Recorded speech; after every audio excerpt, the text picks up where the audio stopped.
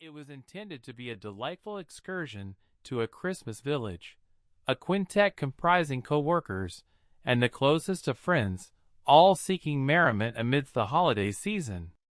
Perhaps it would have been so, had we known that the enchanting abode adorned with twinkling lights and glistening snow was, in fact, Santa's clandestine workshop. "Isn't this wonderful?" Clarissa, my wife, exclaimed as we stepped into the festive village. Truly, it was a spectacle.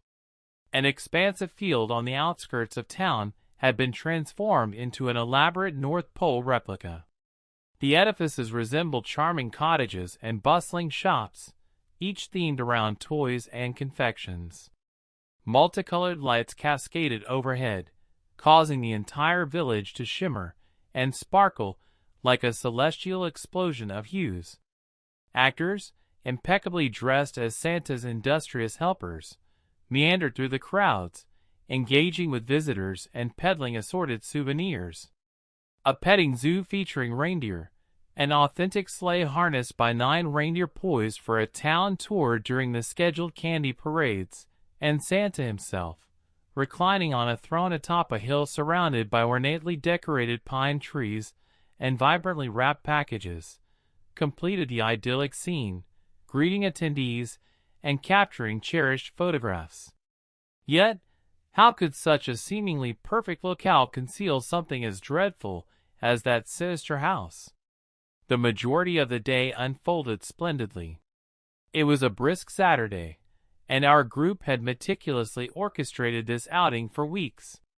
The sheer joy of participating in the festivities, as my wife and friends eagerly explored the village, was immeasurable. We indulged in every available activity. We shopped in each store, sampled delicacies from every restaurant and food stand, engaged in every game, sipped on every warm, spiced alcoholic beverage offered, petted the reindeer, posed for pictures with Santa, and playfully interacted with the actors, reveling in our collective frivolity.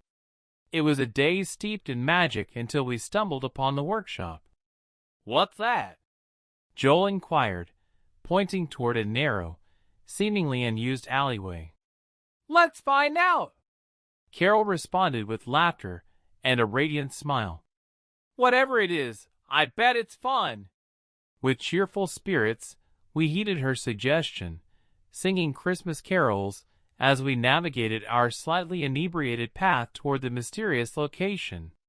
Upon arrival, what we witnessed eclipsed all other marvels of the day.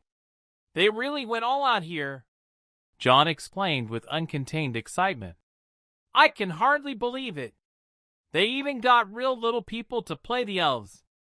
Upon closer inspection, I observed that the actors portraying elves were peculiarly diminutive. None exceeded 4 feet in height.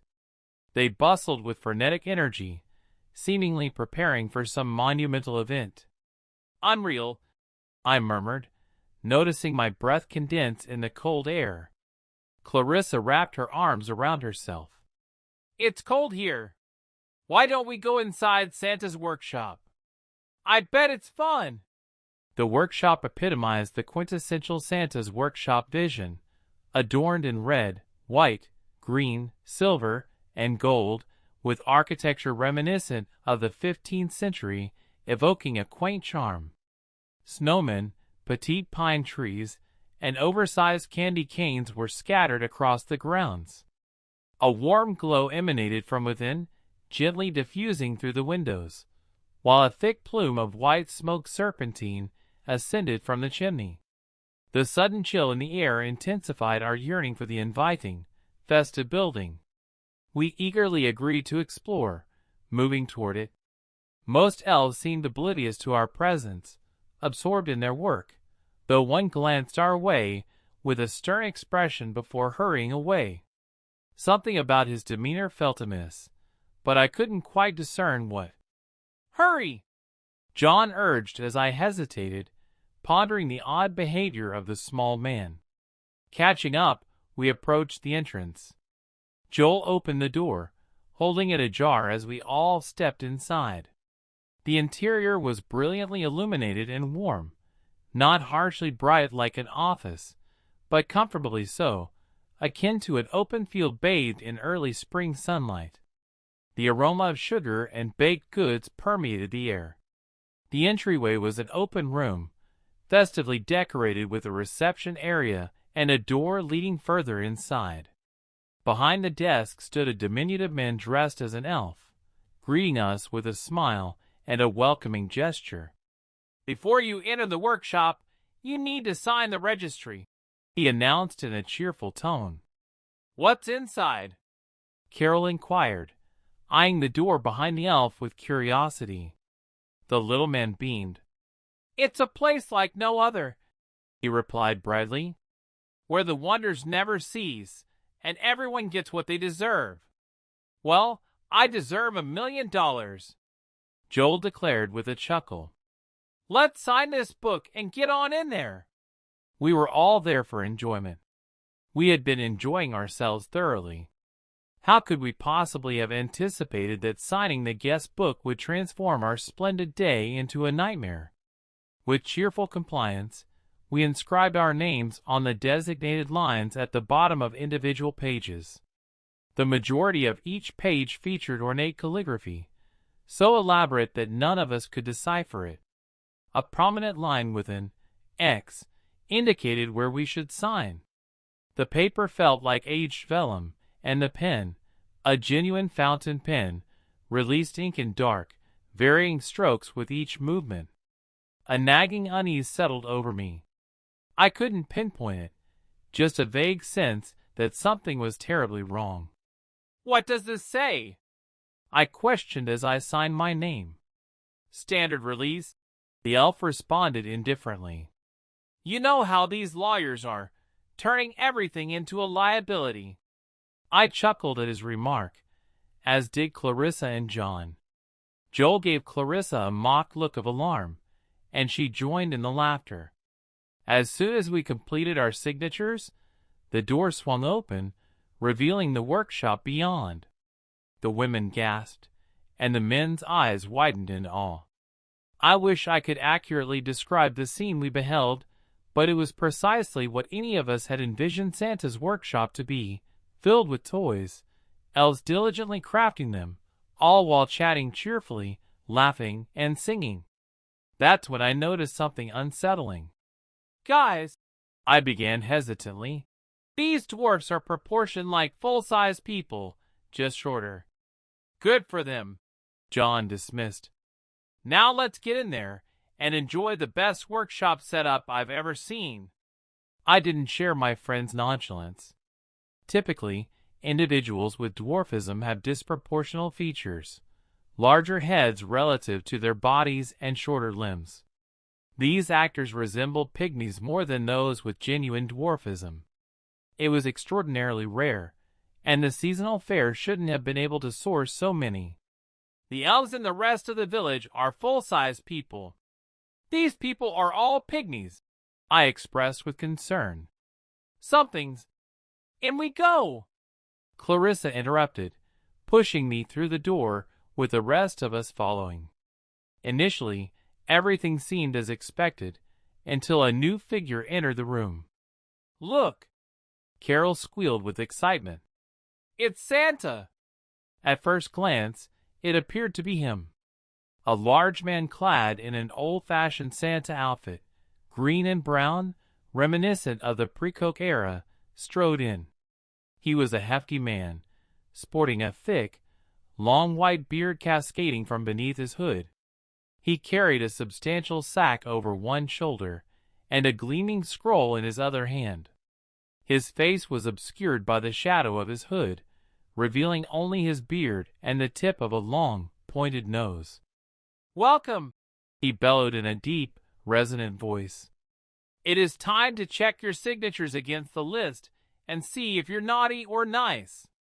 Everyone but me reacted with delighted anticipation. It was the nose that struck me as odd.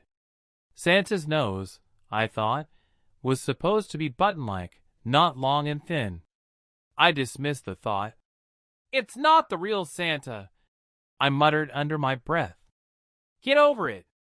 I rationalized that not every Santa actor could perfectly embody the mythical Saint Nick. It was an unreasonable expectation. Yet, this didn't feel like the harmless fakery of the village outside. And why was the most elaborate part of the Christmas village tucked away down a narrow side street, easily overlooked? Why wasn't it the town's literal center?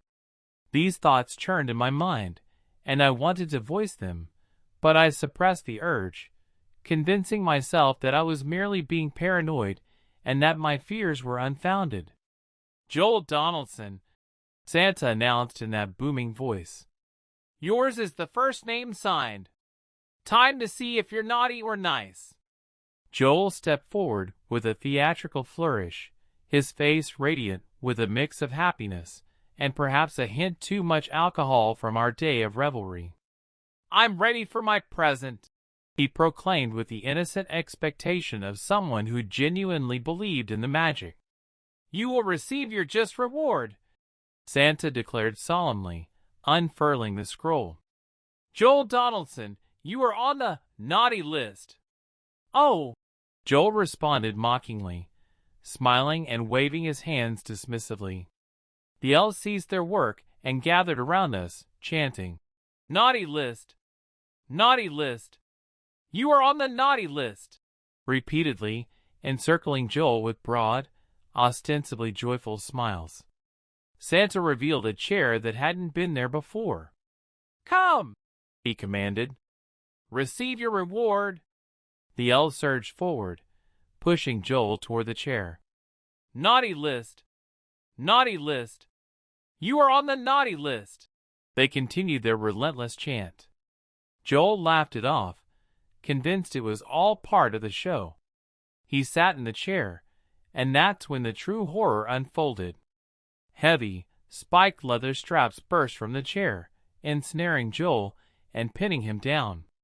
They constricted around his legs and torso, causing pinpricks of blood to seep through his clothing in slow, spreading circles. He screamed in shock and agony. "What are you doing to me?" he yelled, his voice cracking with pain as he thrashed against the bindings. The elves' laughter turned sinister as they chanted, "Naughty list! Naughty list!" with each syllable growing more menacing. The floor beneath Joel opened, and a grand, ornate office desk adorned with papers and writing instruments rose before him. The elves' chanting ceased as Santa addressed Joel directly. "Joel Donaldson," he intoned with a tone both businesslike and filled with malice. "You have been a naughty boy. You have been stealing from your employer, using your position as an accountant to cook the books and siphon money into your personal accounts." "I've done no such thing," Joel protested. "Let me out of here. I swear to God I'm going to sue you into oblivion." We stood paralyzed, unable to react, as Santa laughed, a deep, belly laugh devoid of merriment and filled with pure malice. The straps tightened, scraping across Joel like abrasive belts, shredding his clothing and skin. He continued to thrash and scream in pain as blood began to flow more freely. An elf approached, placing an old quill pen in Joel's right hand before sliding a leather-bound ledger across the desk. Joel tried to resist, dropping the pen. The straps responded by raking him further in retaliation before the elf reinstated the pen in his hand. "Your punishment is to find the errors and correct the balances in these books," Santa declared with finality. "Each one is the result of a dishonest man abusing his position to steal, just like you. I know you're accustomed to different tools for your trade, but you'll have to complete this task the old-fashioned way." "And if I refuse?" Joel challenged through gritted teeth. The straps reacted violently, causing Joel to scream. Santa chuckled evilly. "If you refuse, the straps will punish you. Make a mistake, and they'll punish you. Fall asleep, and they'll punish you. Make enough mistakes, and the straps won't stop. They'll drag across your body and tighten until they've torn you to ribbons." "No!" Joel screeched as the chair surged forward, threatening to slam his head into it had his torso not been so tightly bound. "Naughty list! Naughty list!" the elves chanted once more. "You are on the naughty list!" I watched in horror as Joel reached for a paper atop a pile. As he pulled his hand back, papers scattered, and the straps reacted by slicing his body like a belt sander.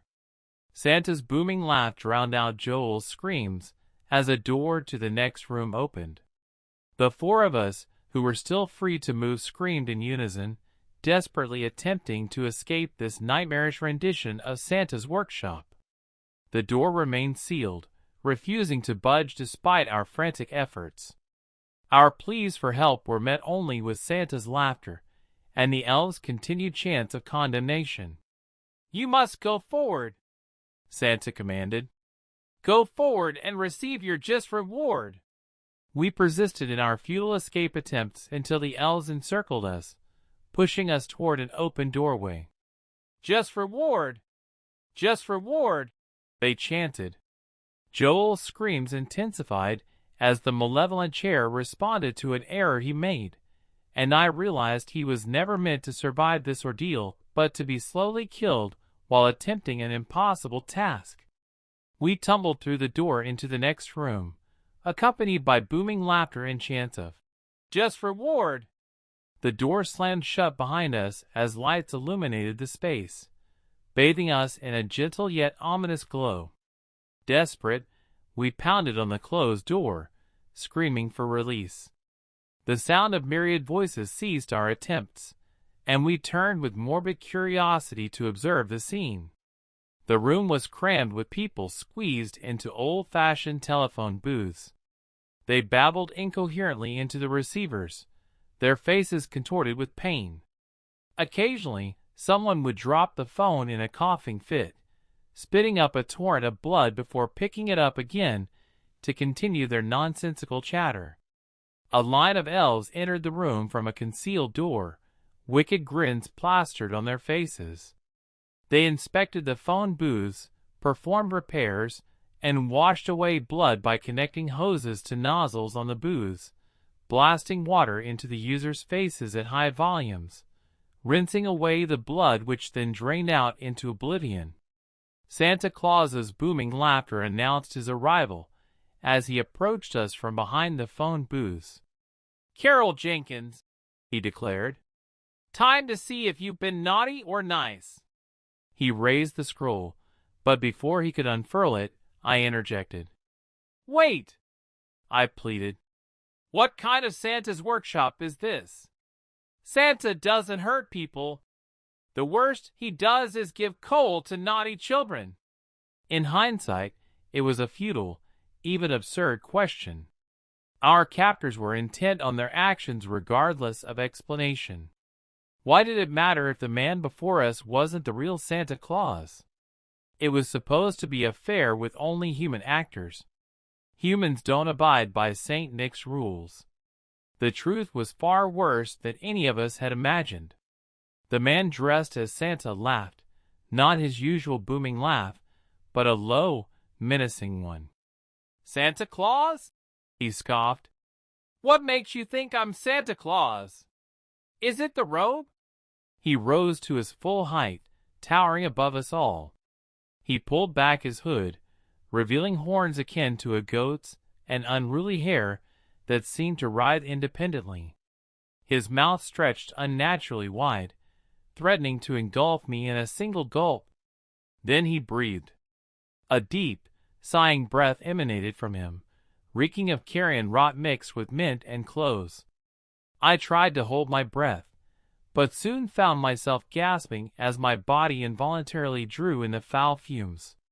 Initially, I felt nothing but sheer revulsion, gagging and coughing as my lungs rebelled. Gradually, the sensation shifted as I began to inhale with an insatiable hunger, drawing in every last noxious breath Krampus exhaled before he released me to the floor. I lay there, coughing and sputtering, my body rejecting the clean air now that Krampus had finished his assault. He loomed over me like the very specter of death, until I regained my composure and stood. I looked up to see his hood pulled far forward, his eyes glowing like embers in the darkness. He remained silent, waiting expectantly. "What now?" I asked, my voice shaky with lingering coughs. A door I hadn't noticed before opened, revealing a familiar, snowy landscape. "Now you go out into the world and see it for what it truly is," he intoned, his voice growing deeper and more foreboding with each word. "That is your gift. You will always know the truth about the people you meet. Never again will you be deceived." I began to speak, to question his cryptic statement, but he silenced me with a gesture, pointing to the door. "Go," he commanded in that dreaded booming voice. "Leave my workshop and never return." I turned and stepped through the door, emerging back into the Christmas village. Everything appeared as it had before we discovered and entered the malevolent workshop.